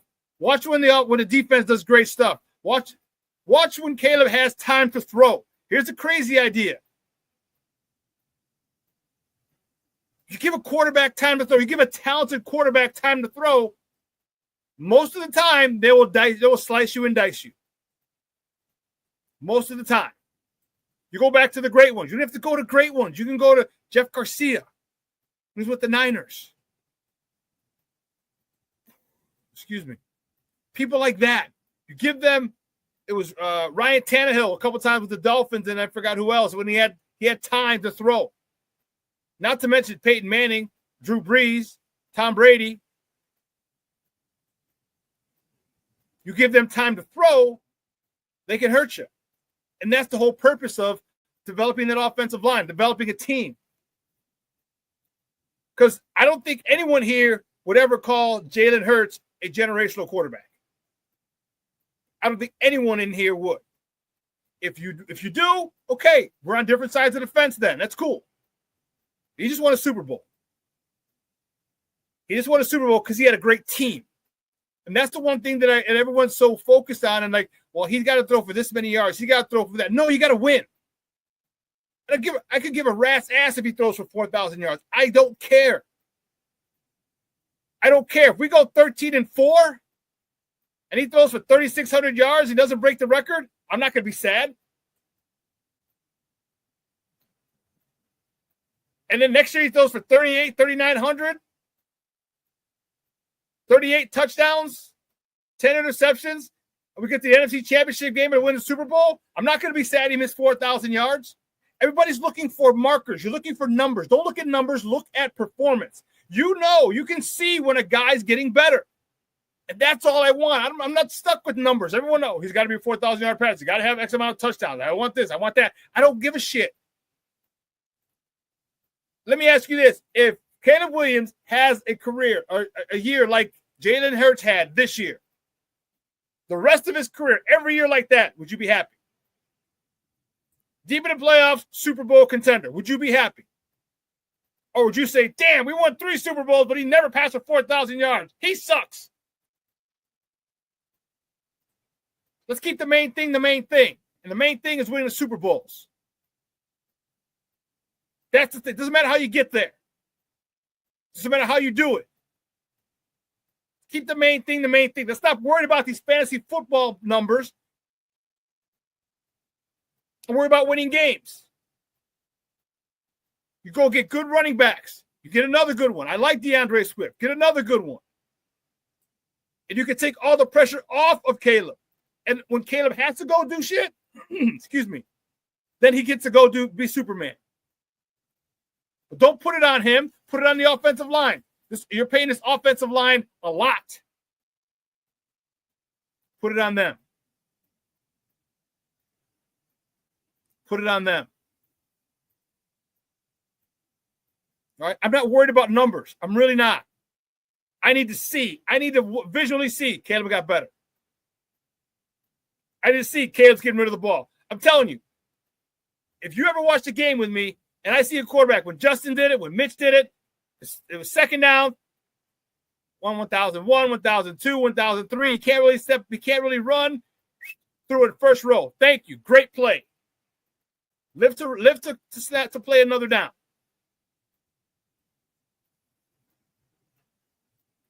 Real Bears fan, is that 32 total touchdowns or 32 passing touchdowns? Is that total or passing? Total. If Caleb has 32 total, wonderful. Wonderful. I don't care. I don't need him to pass for X amount. And we just showed the mold was broken. You don't need a generational quarterback to win a Super Bowl. You need a really great offensive line and good running backs. Quarterback. So all of a sudden, that whole myth that you can't win in this league without a generational quarterback, poof, gone. Philadelphia showed you how to win. They just showed you how to win without a generational quarterback. And I don't think Caleb is a generational quarterback. I think he's extremely talented, but he's not a generational quarterback, in my opinion. But that doesn't mean he can't be great. Doesn't mean he can't be a Hall of Famer. Doesn't mean that at all. People get upset when I say that. All the Caleb cultists, when I say he's not generational, they want to fight. Why? Because you're not generational doesn't mean you're not great. Would anyone here, and I've said it again, anyone here say Troy Aikman was a generational quarterback? Would anyone say, who would say Troy Aikman is a generational quarterback on here? Anyone? Is there anyone who would say Troy Aikman is a generational quarterback? I don't think so. I don't think so. But you know what? You got 3 Super Bowls.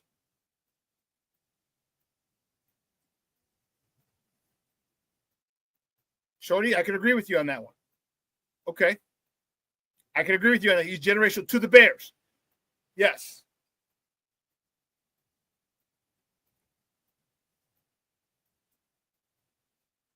In one season with 20-plus touchdown passes. Chad, defensive and awesome, offensive line dominant. Thank you very much. How did Philly win the Super Bowl this year? Offensive and defensive line dominant.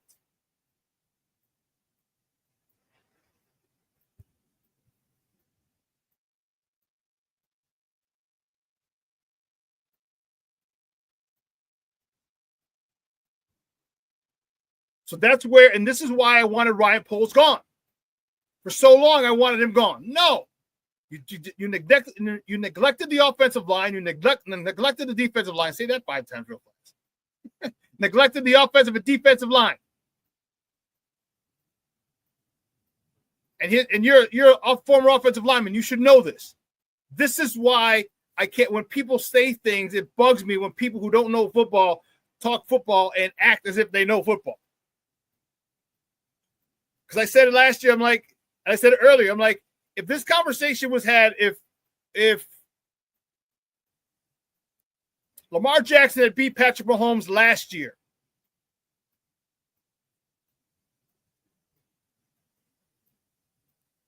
if he had beaten him last year, does the conversation change? Do they keep Justin, trade the pick, get a haul, get more offensive linemen, get more weapons? He didn't do it last year. So now they're like, we need a generational quarterback. And everybody hyped Caleb.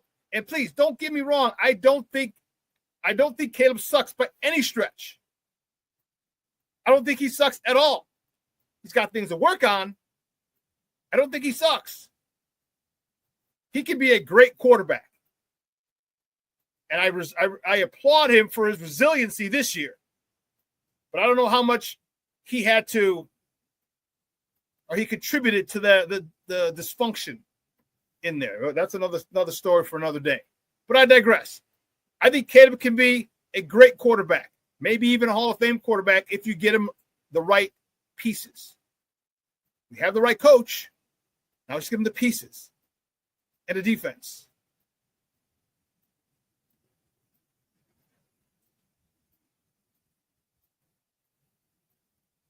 Marshawn says the only problem is Poles don't like overpaying on free agents, and that bothers me some. Well, you know what? Then fucking draft better. Then draft better, Poles. How about this? Draft better and develop better. Have your coaches develop better, and you don't have to worry about free agency.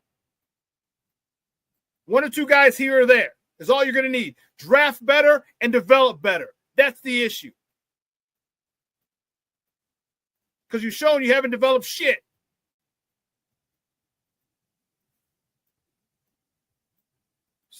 One thing I have zero question about on Caleb is his toughness. You're damn right. Not getting sacked 697 times last year. Some of it was his fault. To help him, he's going to, what I talked about, he's going to have to throw the ball out of bounds. Throw it in the first row. Throw it in the first row. Live to have a good down and distance. Now it's second and 10 as opposed to 2nd and 15. It's 3rd and 6 as opposed to 3rd and 12. You got to do that. He's got to get better. And Ben Johnson should help him do that. He should. But the one thing that I don't like is I think the Bears are looking for choir boys who are good football players. Okay? Well, Chaz, I feel like Caleb was seeing ghosts more times than not last year, later in the year. Yeah, it happens. It happens. When you get sacked 68 times, you're going to see shit that ain't there. You're going to anticipate, oh, man.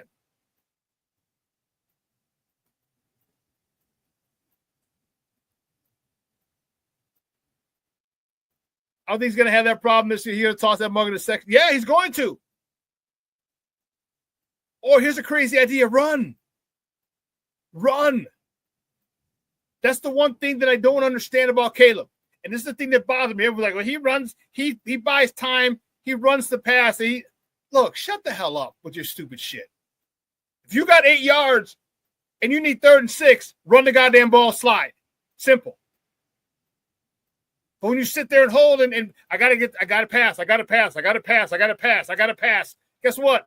No one's getting open, sack.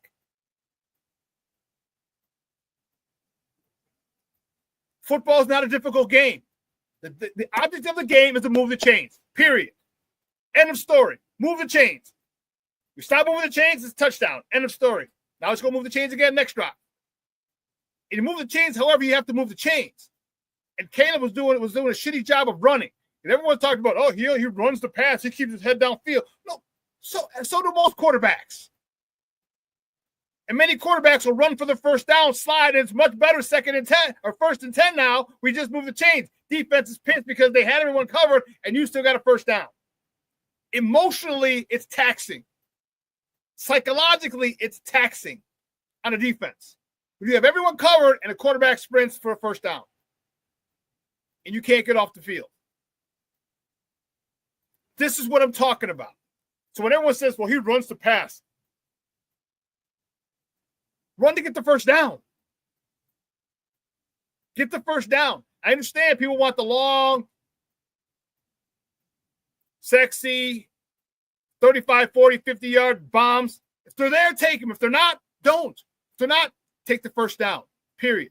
This game is simple, and it's gone, and this is the thing. A lot of this generation, a lot of you guys are, oh, well, it's a 7-on-7 league. I got to see the long pass. I got to see this. Football at its essence is blocking and tackling. Get to the first down. Get a first down. Get a first down. When you get a first down, it means you're blocking.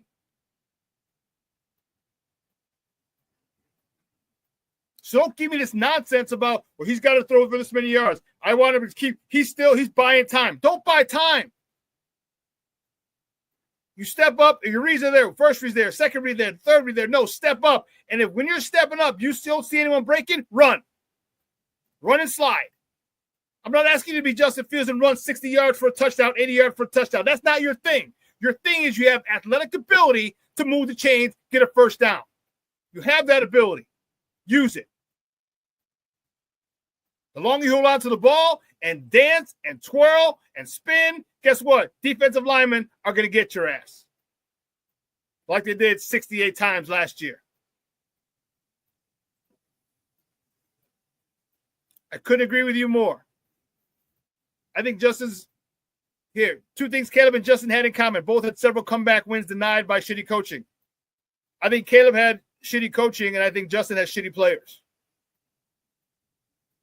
If you call against the Dolphins, all right, EQ St. Brown, fourth down. First of all, they didn't call a pass interference on Chase Claypool when they pulled him down from behind.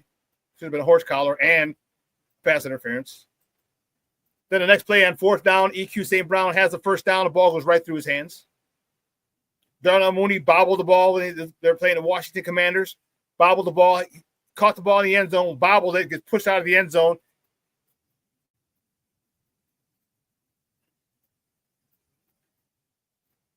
I said it was a coaching.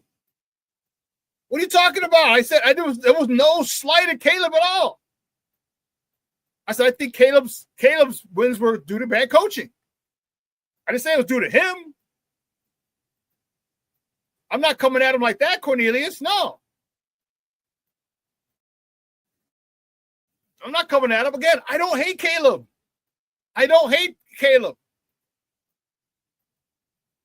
He still has things to work on, just like every NFL quarterback. Even Patrick Mahomes now has some shit to work on because they didn't win the Super Bowl.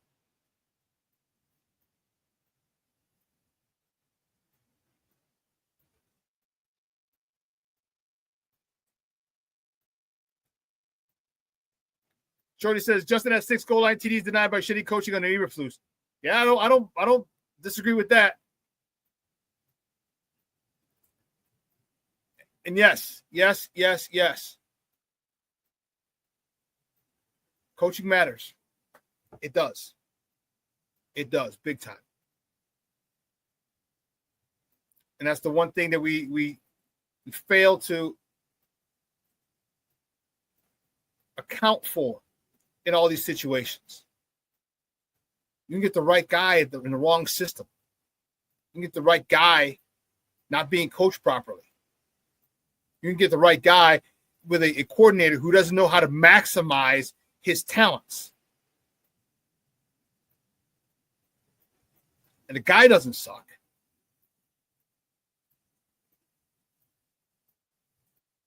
It's just he's not being used properly. Sometimes you can step up to the next level, the guy just isn't ready, or the guy can't play. It happens. There'll be great college players, they're just not great NFL players. It happens. But if you have good coaching, it gives you a chance. When you have bad coaching, you got no chance. The talent's going to go so far, but guess what? Everybody's talented in the National Football League. And you're going to get a whole bunch of guys who are talented, maybe not as talented as you, but they have better coaching than you.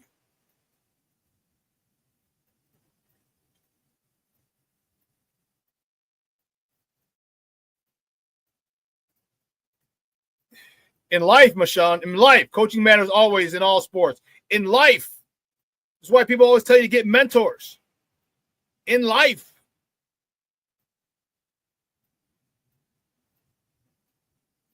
Yeah, King Booker World, coaching killed everything these past 3 years. Yep.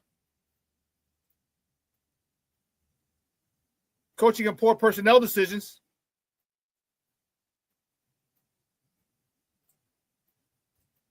So it's going to be fun. Like I said, be present. Let's wait for the Drew Dahlman signing, and I'll be happy as a pig in slop, just like many of you will be.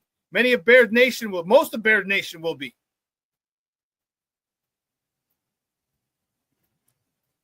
And let's get down to it. I'm fired up. I'm excited about free agency. Okay, I really am. I'm really excited to see this offense take form, take shape. I'm really excited to see what Ben Johnson can do with Caleb Williams. I'm really excited to see what Caleb Williams can do with Rome Odunze, with Cole Kmet, who he completely ignored. Which I think I told you, I think that's a little petty bullshit that he did, but that's neither here nor there. And how he ignored DJ Moore. Don't get me wrong, DJ Moore had a couple drops. Cole Kmet had a couple drops. It would have helped DJ get his 1,000 yards last year, but he was missed more often than DJ had drops. My question is, why are you not going to your number one receiver? Number one receiver who's the number one receiver in the NFL, not coming out of college, but that's the youthfulness of him. That's the I'm going to do it my way type of thing that Caleb has. I think you should lean on DJ Moore a little more, no pun intended. Lean on Cole Kmet more.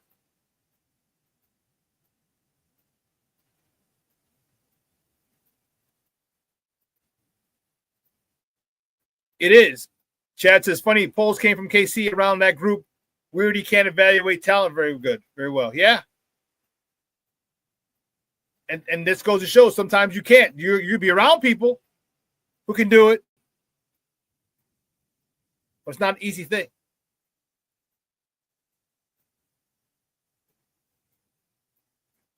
Shorty says, when fans immediately know what went wrong with coaching in real time, it sure does prove coaching matters. It does. It does.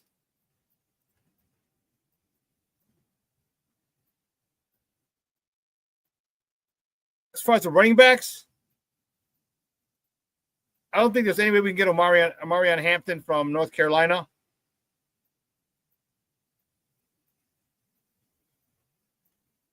Real Bears fan, I think you are 100% on point. He says Ben will help Poles make decisions like he did with 2 guard trades.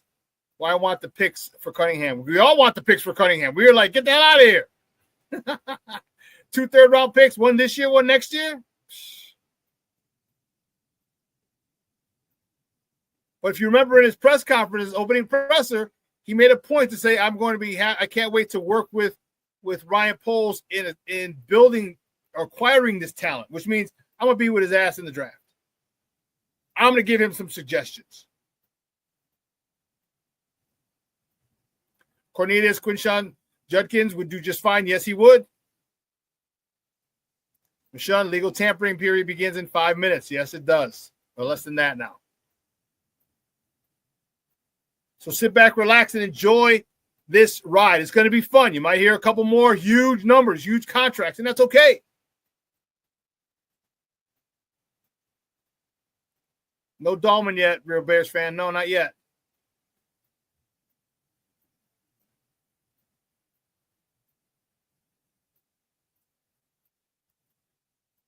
No Dahlman. But listen. 2 hours is come and gone. I want to thank my guest, Lester Wiltfong Jr. from Windy City Gridiron, editor-in-chief over at Windy City Gridiron, for coming out talking Bears with us, baby. Real Bears fan, yes, I like this a lot. If you don't get Drew Dahlman and you keep Coleman Shelton, draft Wilson. Yes. Let him sit under Coleman Shelton for a year or so. I mean, he'll get time. but he can develop, and we're not putting a lot of pressure on him. I agree. But I want to thank Lester Wiltfong Jr. from Windy City Gridiron for coming on and talking Bears with your boy and my peoples. Thank you very much, Lester. Great stuff as always, man. I appreciate the time. And you guys enjoy it. Listen, it's going to be gorgeous here in the Chi today. All right, it's going to be high 60s. We're going to flirt with 70 degrees today. It's 57 now. Woo. Damn, we got 68 degrees at 3 o'clock out here in Orland Park. Woo-wee. 68 degrees. What we're talking about. Oh, so a high of 69. It's going to be only a high of 50 tomorrow. High of 60 Wednesday. High of 60 Thursday. High of 75 on Friday. Lord have mercy. People are going to be going crazy. But listen, as I tell you all the time, make sure your loved ones know you love them. Reach out, send a text, send a voice memo. Set up time for some brunch, for some drinks. Rooftops are going to be open. Patios are going to be open. All right, go do something with your people that you love. Let them know you love them, because tomorrow is promised to no one. That, my people, is like, I can guarantee you, tomorrow is promised to no one. Okay? Guys, you have a phenomenal day. And the banter back and forth today was awesome. All right. Chad says, great show. Thank you, Chad. I appreciate it. Love your knowledge. I appreciate it. Thank you. Shorty says, you're hitting my Florida temps. Hey, yeah. Too bad we don't have pools open now like you do in Florida. Great show, Shawn. Thank you, Aunt Mas. And Carl, no harm, no foul, bro. Hey, listen, I'm a big boy. We can agree to disagree. You know what I mean? We can agree to disagree. We're going to have to watch TV for the first time in 15 years to acquire news. Hey, Carl, again, no need to apologize, bro. We look at things differently, and that's cool. That's the wonderful thing about it, about sports and just life in general. We all view things differently. No offense taken. I just get passionate about my Bears and things that I know, that I see that they need to do, and I have a pretty good idea of what they need to do. What they need to do, what they haven't done. That's all. So, man, no, bro, we're all. I'm a grown ass man, Bubba. All right, we can argue. We ain't got to fight. We ain't got to shoot nobody at the club. We just argue, and you know what? You go about your day. You have a great day, and I'll go about my day and have a great day as well. King Booker World says A+. Thank you, Papa. Shorty, you're a damn fool. Just at the pool yesterday. Great stuff, man. James Ford's in the house checking in. He says, great show. Thank you very much, James. I appreciate it. Listen, I'm going to replay this at 6 at 12:15. All right. Second City Sports with Lakina McGee and Sydney Brown. They're going to take you on another 2-hour tour of Chicago sports talk. So make sure you tune into them and check them out as well. All right. But for everyone here at Sports Zone Chicago, guys, I'm your boy, the SuperBack, Shawn Sierra. Have a phenomenal day. I'm telling you, get outside.